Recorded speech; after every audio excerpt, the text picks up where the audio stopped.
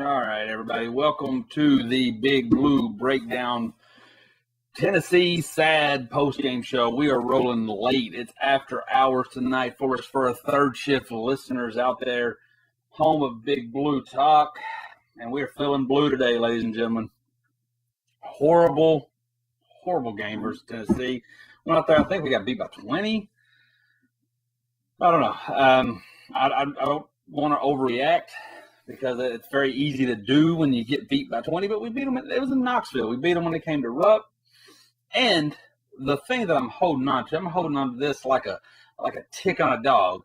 But the thing that I'm holding on to is, of the last 30 national champions, microphone here, right? Of the last 30 national championships, 27 lost on or after February 20th.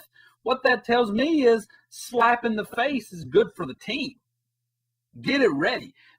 If you losing today, that means there's only 11, maybe 12 games between now and holding up a national championship. Boys, I think we can do that. We can make that happen. What I was a little concerned about is trying to roll off 15, 20 straight. You try to win 11, 10 straight to win a national championship. Now that can be done. So don't hold what you're saying against Arkansas, or what you've seen us do against Tennessee. Don't hold that against us.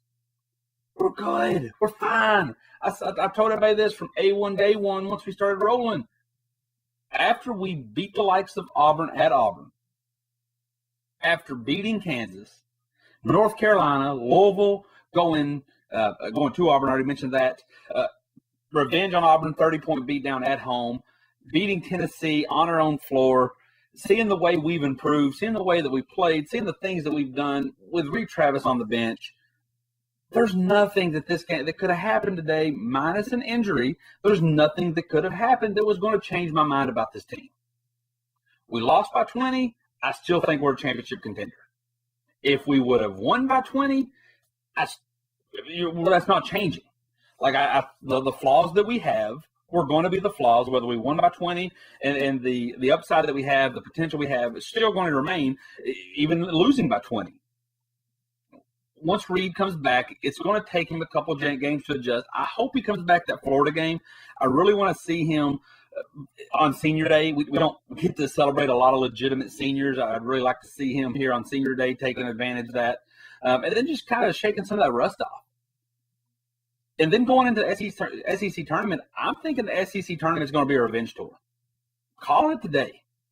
On Friday, we'll have to play Alabama. Then that Saturday, Tennessee. Sunday, LSU. I'm calling that now. That's going to be the SEC tournament. But I'm not concerned.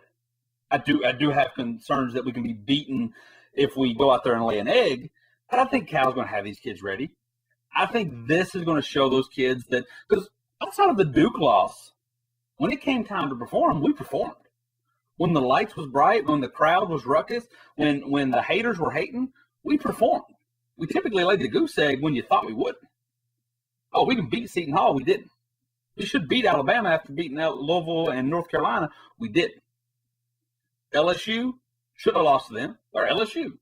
We didn't. We did lose to them. Tennessee, I felt like the fans, I felt like the team thought, hey, we got this. Big game, bright lights. This is what we do. We did. They wanted it. They won it. That's why one of my biggest fears is everybody talks about, oh, we don't want to play Duke. We want to play Duke in the championship. We want to wait to the Final Four. We don't want to have to play them early. Give me Duke early. Who I don't want? I don't want North Carolina.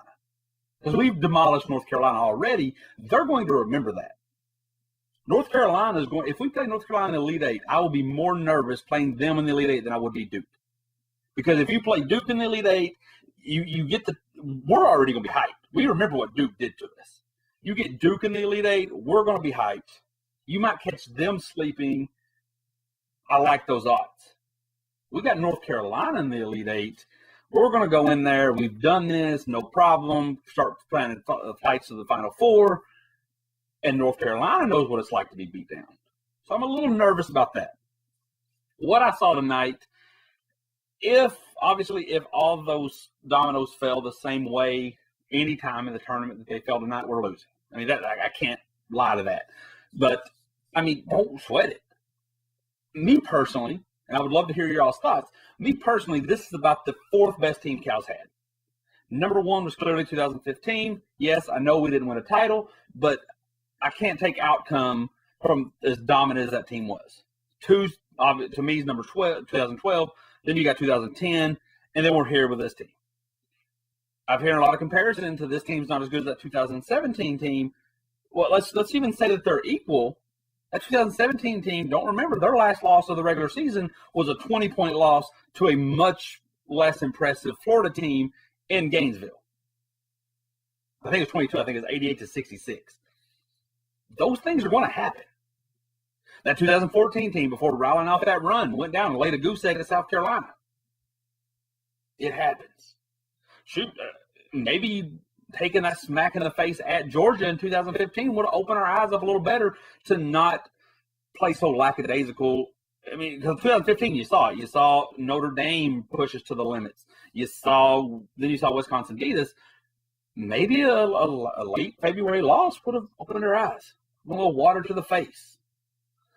So I think obviously if you went into this Tennessee game thinking that we're not a good team, that we're still lacking, this obviously didn't help, but I don't think a 20-point beatdown would have helped either. Which I imagine by this point, most of the fans are on my side, that this is a championship caliber team, this should not change your mind. This should not take away from that. We know at, what are we, 29 games in, we know who can do what. We know Hagens can get to the basket. We know he can play lockdown defense. We know that Tyler Hero can shoot. We know Keldon can do what he does. We know PJ's a monster. We know once Reed comes back and gets the ball rolling, he's going to be unstoppable. I think we know a little bit more, for better or worse, about EJ and Nick Richards. Nick Richards shows me that he can make big plays, but you don't want to rely on him. Nick Richards is that spare tire. If you get a flat on the middle of the road and you got to get home, Nick Richards can get you there. But if you got a trip to make, if you got to go on a journey, you don't want Nick Richards being that main tire. Not right now. He can grow. If he comes back next year, develops, he might be one of the greatest bigs of all time if we can keep going in that right direction. But not right now, because he comes up with big rebounds. He comes up with big blocks. Because, shoot, the man's 7 foot tall. He's going to come up with plays. But he just kind of disappears at times. He gets in some foul trouble. He does this, he does that. I enjoy the effort, and I think he's a great backup big.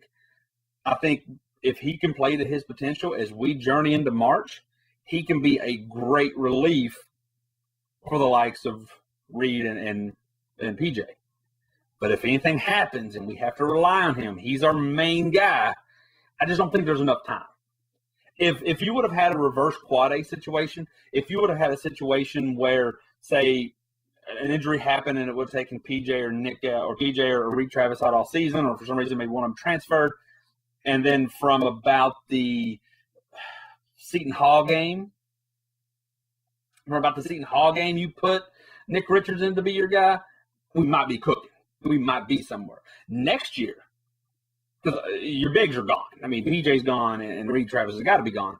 Next year, if we don't get any big recruits coming in and Nick comes back, yeah, he's going to struggle early on. But let me tell you, I think he's got all the time in the world to be somebody, to be something once March hits. I'm just a little nervous about that this year. Overall, like I said, there's not a whole lot of hot takes on this one. Nothing that I've seen that overly concerns me, because I think that was a perfect storm for them to beat us. We came in there. They had one of the guys, they had the Bone kid, who wasn't one of their main two, Williams or Schofield, had him go nuts. If you told me that Bone's going to go nuts, I'd take that matchup a couple more times. If he has to go nuts to beat you, I'd take that matchup a couple times. That Tyler Hero was going to struggle, that we were just going to be out of it, we were going to be lethargic, I'd be okay. Because I don't see all that lining up again. To the opposite point, if you told me we had to play Tennessee in the Final Four, and the Final Four was going to be in Knoxville, I'd be concerned. But I'm not, because that's okay. Everybody can get upset that Rupp doesn't get as ruckus as it should, or that this team, did you see how Knoxville was tonight?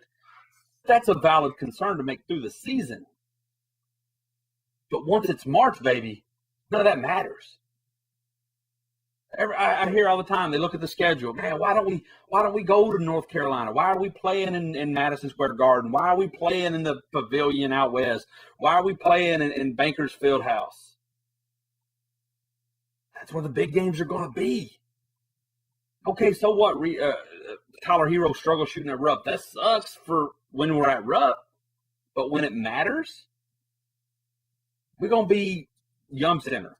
We're going to be at wherever they are in Kansas City. Like, we're going to be at other places where all fans, obviously other people are going to have fans there too. It's not going to be completely Kentucky, but we travel well. Big Blue Nation will be in attendance. I don't fathom. You would have to probably go 100 years in the future, 100 years of Kentucky being absolutely nothing before you would ever go into a tournament environment and we would be heckled as much as we would going to the Light of Knoxville. It's just not how it's going to happen. So, yeah, it sucks that we went to Knoxville and got punched in the face. Guess what? We don't have to do that again until next year. Like that trip to the dentist. You're done. Oh, but the SEC tournament's in Nashville. Please. We do this. We got this. Let's just pretend for a second Tennessee's going to – well, there's a good chance they're at least going to share the SEC regular season championship. That's 11.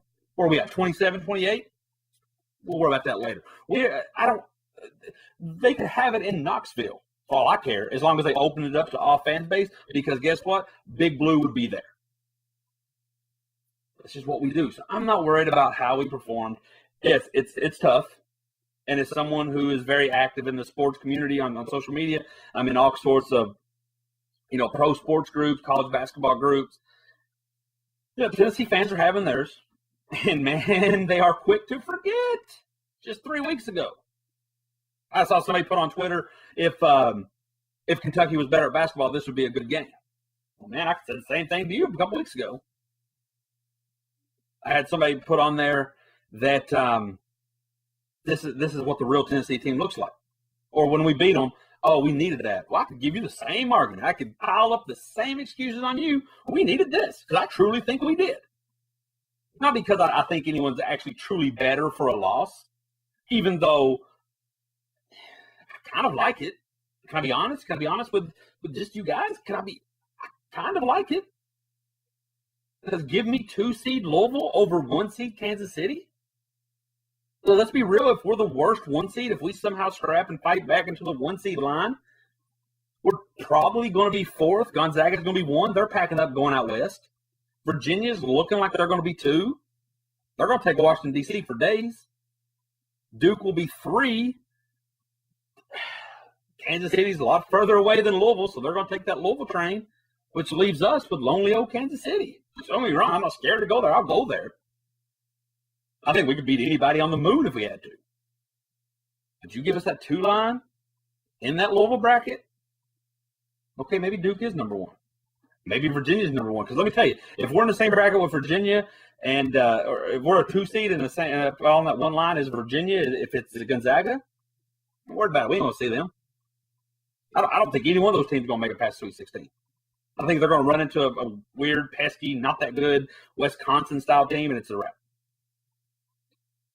But this loss, I'm okay with it. I'm not going to blame it on the refs. I'm not going to blame it on anybody because I've not seen every sports game ever. I've not watched every Kentucky game that's ever occurred. But I challenge anybody to show me a game. Yes, refs can make calls. New Orleans Saints, NFC Championship. Refs can miss calls or make calls that have a big impact on the game. LSU here a couple weeks ago. But I challenge anybody to show me a game where the team, a good team, it can't be a bad team playing good and just being good enough. Show me a good team playing to their potential and still losing a game because of the refs. Because if you show me that, I'm probably going to watch the film and point out to you some bad defense, some bad plays, the refs are human. They make mistakes, just like our players are human. They're going to make mistakes. So I think it's disrespect for our players to say, oh, the refs are the reason we lost that, because it's bailing them out. See, now this is the part of the show where I imagine if anyone's still watching, you're going to tune out, because I'm segueing in to some of the frustration. I love Big Blue Nation. That's why I spend all my energy talking to the Big Blue Nation, because I want to share like-minded ideas. But we got some weird ones out there. And I'm talking about weird as an individual. I'm talking about just weird little mindsets. And I'm not saying I'm right. I'm just trying to show you, hey, look at the other side of the coin. So this is where I'm segueing. I'm segueing into this. This team's good. I love these kids. I love Ashton Hagans, his energy. Keldon Johnson flirting with somebody on the sideline. The energy he brings. Tyler Hero being a dagger of death to any road team. I love all that. I'm so glad that PJ came back. I'm so glad Reed Travis picked to come here. You just got to love this team. But to steal from the late, great Danny Green, let's not let them off the hook. Because they laid a stinker today. You letting them off the hook by saying this because of the refs. Even the LSU game, which the refs had a big hand in that loss, they laid a dud down the stretch. We're letting them off the hook. Obviously, I don't think they know what we say. But, I mean, if Cal did this, if Cal got them guys in the locker room and said, guys, we would have won that game if it wasn't for the refs, and he would have truly sold that to them, they're not going to get better for that. Like, everybody needs to be held accountable. You know, if you get pulled over for speeding and you go, well, you take away from that thinking, I wouldn't have got caught speeding if it wasn't for that bush, you're not taking account. You're not being responsible. You're not taking accountability for you risking and speeding. Like, that's what you chose to do.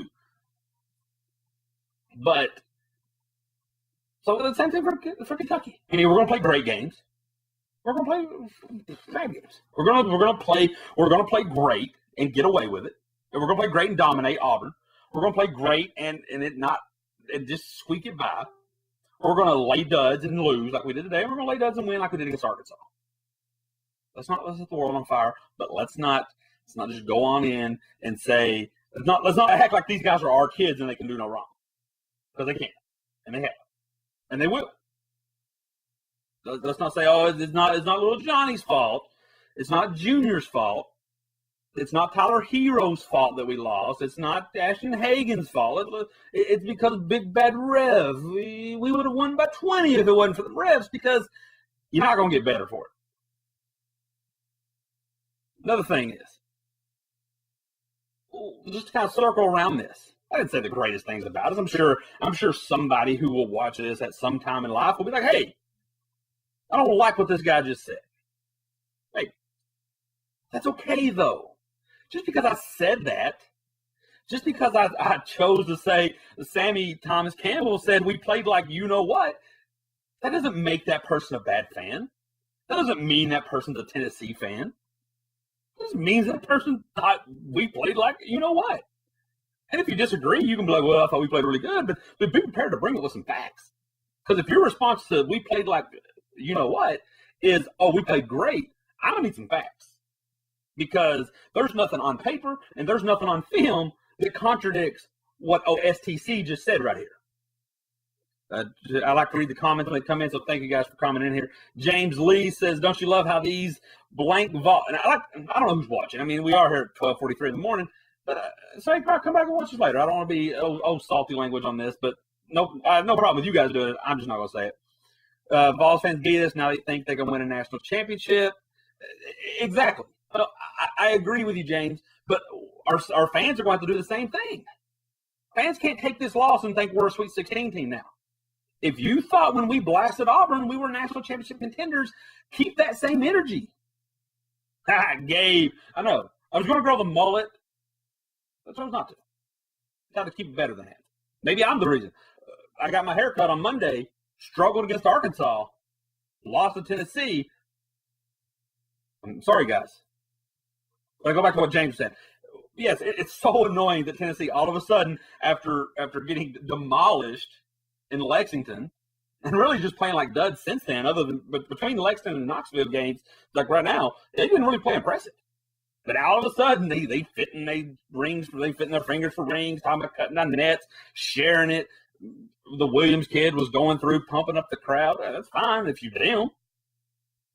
But we can't do that. We can't think, oh, we're preparing for number 9, and then all of a sudden now we're a Sweet 16 team. Yes, I'll agree. If we play like we played tonight, we are a Sweet 16 team. But if you're just going to have me rate this overall team, we're still a national contender. So keep that same energy. Sam Basham said Hero was ghost today. No energy offensively and defensively. And Cal noticed it. Cal knew it. Cal ripped into him. That's what happens when you come to Kentucky. If you're great, and everyone's going to know it. But if you got a little bit of, if there's a chip in your paint, there's a little lag in your engine, Cal's going to notice it. And if Cal notices it, the fans notice it. And if the fans notice it, the media notices it. And if the media notices it, the league notices it. I don't say anything bad against Hero. He's one of my favorite players. He's quickly becoming one of my favorite all-time cats. But you gotta bring it. So yeah, as I was saying, fans don't get just because there's some crazy. I tell you this all the time. Every fan base has crazy fans. I mean, fans is short for fanatic. So a fanatic typically isn't going to have the best mindset all the time. But I don't always agree, and it gets frustrating because I'm a diehard Kentucky fan. I'm not going to claim to be more of a Kentucky fan than anyone else in the world, but I love my Cats. Especially in college, pros I can whiff and waft because pros are business to me. I love my iPhone, but let iPhone go to the way of BlackBerry, and I'm moving on to the next great thing. That's pros that are business. College, I'm one and all on Kentucky. But with that being said, I don't like when I feel like I'm defending a team I hate. Like I hear all the time. Like I said, I hear all the time. These announcers hate us. I doubt it. Dickie V, I doubt he hates us. You might not like him. You might not like his voice. But teams like us are the reason Dickie V can afford what he affords. Because we all tuning in. Oh, the committee hates us. I've said this from A1 day one. The committee loves us. The committee just loves us in a different way than we love us. We love us like family. We love us like, hey, I love you, man. Like, you my favorite team. NCAA loves us, but they love us like a business. They love us like a client because we're making all kinds of money. So it's neither one way or the other. Now, I'll go the same way. You go find a UK hater, and they'll tell you Kentucky always gets the favorable bounce. No, Kentucky gets put in a spot for the NCAA committee where if we've earned it, like people say, oh, they don't put us in Louisville every time. The Yum Center has since the Yum Center's open, the Yum Center's hosted a region 3 times. Kentucky's been there twice. 12 and 15, we outright earned it. That 2016 team, we didn't earn going to Louisville. We didn't earn playing in our backyard. You got to let that go. But the NCAA is going to do what they feel can respect the record. And if we give them a reason to put us as a 5 seed by having 9 or 10 losses, it's going to happen. But they're also going to put us in a way to make money. So if that means that you get Kentucky as the 1 seed, North Carolina as the 2 seed, or Duke is the 1 seed, Kentucky is the 2 seed, expect it to happen. That's not hate.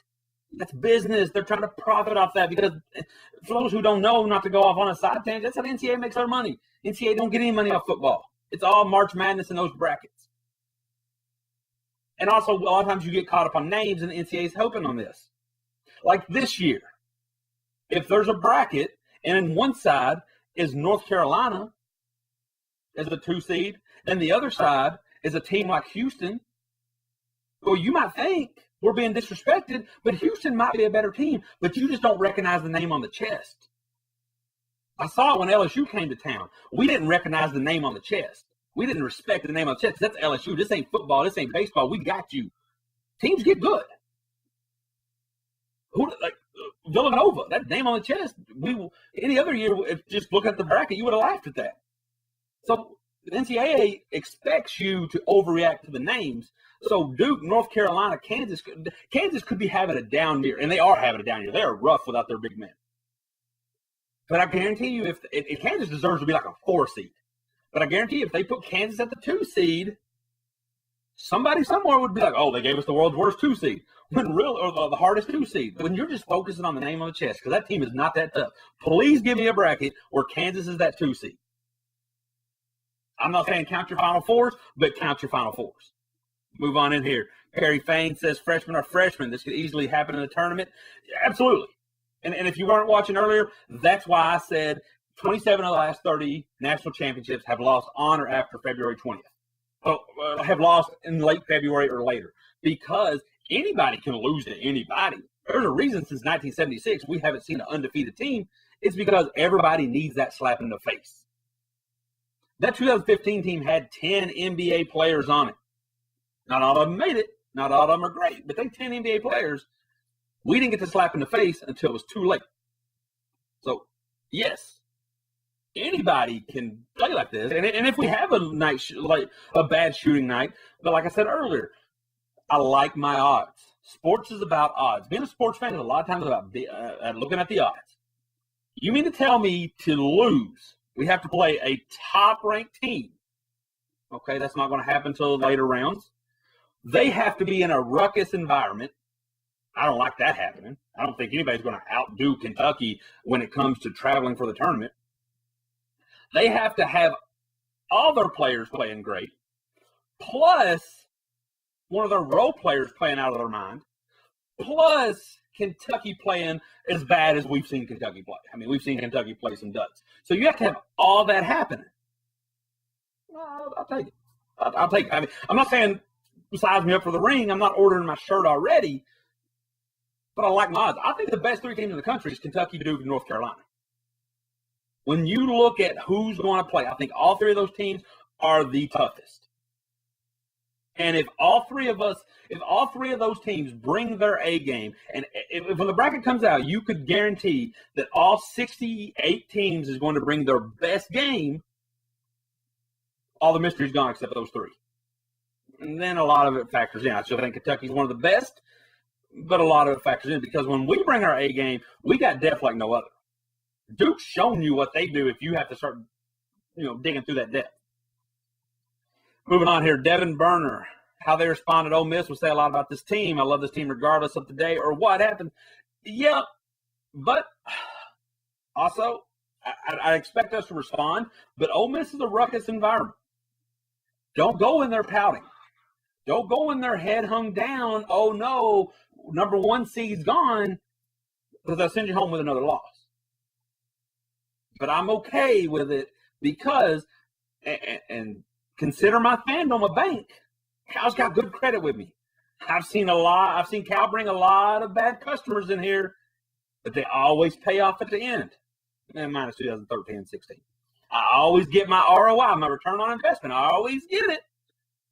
So if we go at it, look, I'm going to be frustrated because real time, it sucks losing. I can't turn on ESPN. I can't log on social media. It sucks losing. I'm right there with it. But Cal going to get this team right. I don't know how, and I don't know what, but we've seen it. We've seen loss, run of wins.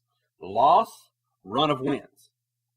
The shortest gap between losses was LSU in this one, and we got some pretty darn good wins in between them, including number 1 Tennessee, including a 30-point beatdown against Auburn. And you can say, oh, Auburn's not that good. This is still the same Auburn team that was ranked number 8. Maybe you can say they were ranked a little too high. I just think Bruce Pearl don't know how to coach a good team. Bruce Pearl knows how to coach you when you're bad, and then when he gets you good, he kind of falls apart. This is still that same Auburn team that put Duke to the limits. Let's not forget. We what was it, 88-58? Demolished them. Losses, we'll get through it. James Lee back in here, the way I said, every loss that this team makes them better. It does. I've said this probably since we got into conference play, probably since the beginning of 2019. I'm very interested to see how this season unfolds because Cal's track record gives you 1 or 2 things. Aside from a few outliers, either we've started rough, 2012, 2014, we get hot in March, but we don't know how to handle adversity, or we don't know how to be hot, and we struggle, 11, 14, or we start hot, 10, 15, 17 even, when there's finally adversity, when there's a bad team that you try to overlook, you lose. This team has experienced everything in 1 year. This team lost by 30. This team struggled. This team's won. This team's lost. This team's dominated. This team's put on bad performances. I don't know if I've ever seen one such thing happen in all one season. I thought we've had 5 seasons in one season.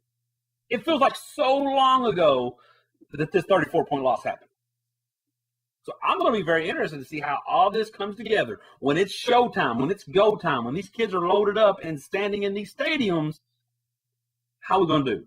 I'm very interested to see how that goes. I think it's going to pay off. I think we are battle-tested. I think pressure burst the pipes. I think the pressure made the diamonds. And I think that's what we're seeing. I think Cal came in this wanting to be darn near the platoon, wanting to play 10 guys. One guy didn't want to deal with it. He bounced. Other guys are starting to show. We've seen Baker's minutes dwindle. We got a blessing in disguise with Reed going down. So then we got to throw Nick Richards and EJ Montgomery right in the fire. And now we've learned a lot about them over the last couple of weeks. I'm sure obviously Cal has a better assessment than we do. But I think we're going to be much better for that. Steve back in here. The whole game, I was waiting for PJ's leadership to pick up, but it just seems like they fell flat. This reminded me, and maybe this is what was needed, this reminded me of that Duke game. I know that's a bad word. That's a 4-letter word. We're not supposed to bring it up. But it was. Because we've been down a lot this season. Let's not act like we just turned it on and been beating everybody by 30. We've been down, but it didn't matter. But twice, we've got down, and it felt like our response was to just continue to stay down. Duke, Tennessee. I think Cal deep down likes this. Cal deep down has to be happy right now. Not happy in the sense of I love where I'm at. But man, I got something. You see coaches do this. You saw it today. And everybody wanted to run and like I said, try to make excuses when they said, oh, did you see that? Cal got a tech. That's how bad these refs was. No. Cal is a genius when it comes to this. Cal sees an opportunity. When coaches do this, you saw Steve Kerr for the Golden State Warriors was losing. They got a silly call against the Portland Trailblazers like 2 or 3 weeks ago. The guy goes nuts. He breaks a clipboard, throws it all over the place. Do you think Steve Kerr cared about that game? No. He needed a message to send. Do you think Cal knew that going off the way he did was going to change anything? Of course he knew it wasn't. Now, if he lucked out and he influenced them, that's great. That more power to you.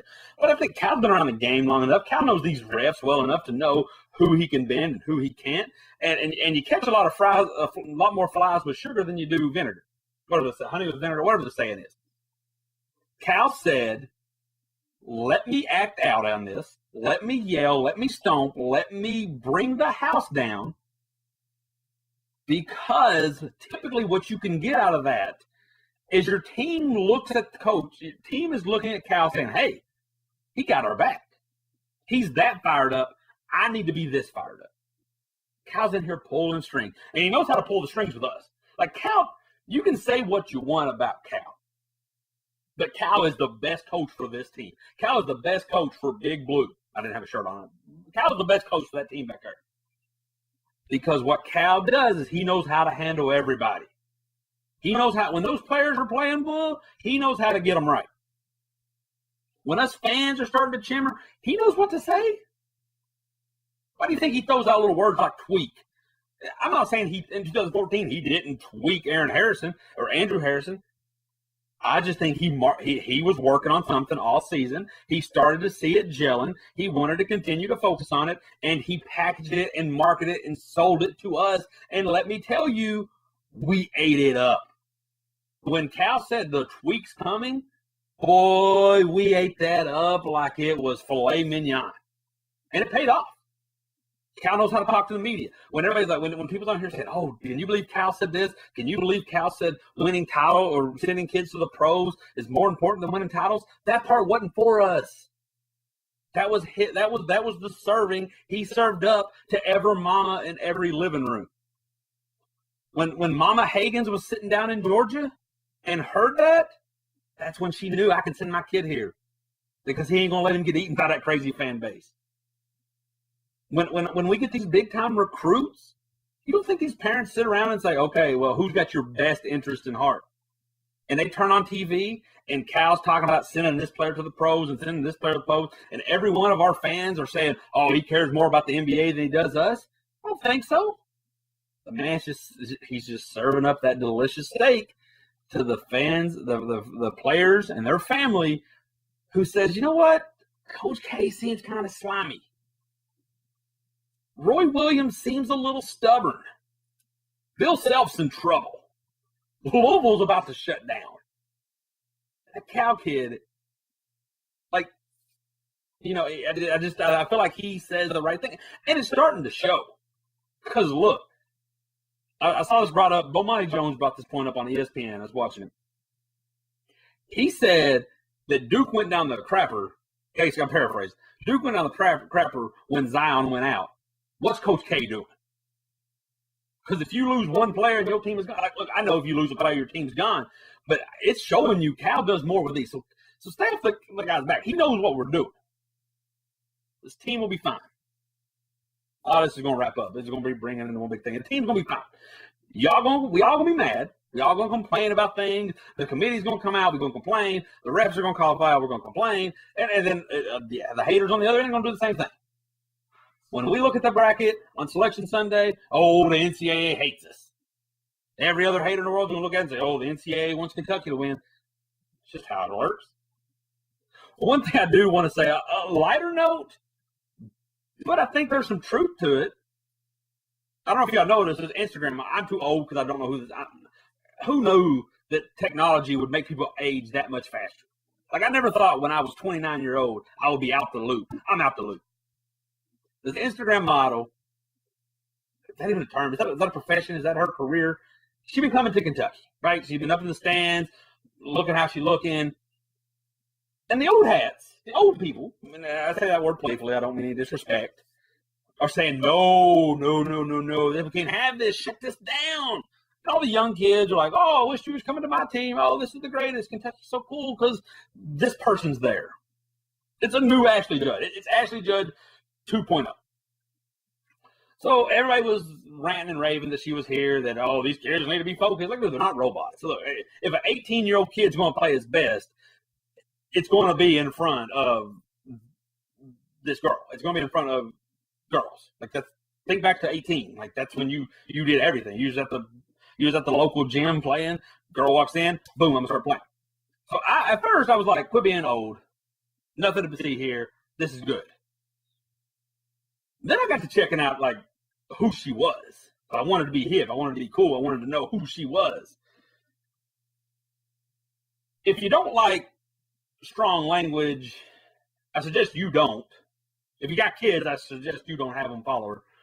Nothing against her. She seems cool. Like, she seems like she's like 28. But now I'm a little concerned. Not because of their dating. Not because of any of that. I'm just a little concerned because, how do I say this tastefully? One of the questions was, who's your favorite basketball team? To which her response was, whatever team has the dude I'm blanking. That's okay. That's not bring home to mama type. Next question was, do you like being with athletes? And she gave like a certain number, and she's like, athletes are her favorite people because she went into some crazy stuff. And I got to thinking, I don't care about PJ. Is he going to be distracted from this team? How's this man's feelings going to be? Or whoever's flirting with her. One of them said they loved her in the stands, or PJ's in her DMs and liking her pictures. Look, dude, do what he wants. All these players can do what they want. I just know what it's like to be 18 and be run through the ringer like that. Have you heartbroken, if you will. Say it softly because you're over it in 2 weeks. But if any of these teams are dating this girl, I don't have a problem with it. That's what you do. These kids are borderline pros. I just hope it goes well until April. Because what I don't want is everybody on this team dating this girl and then everybody on this team finding out. That doesn't seem like it'd be good for business.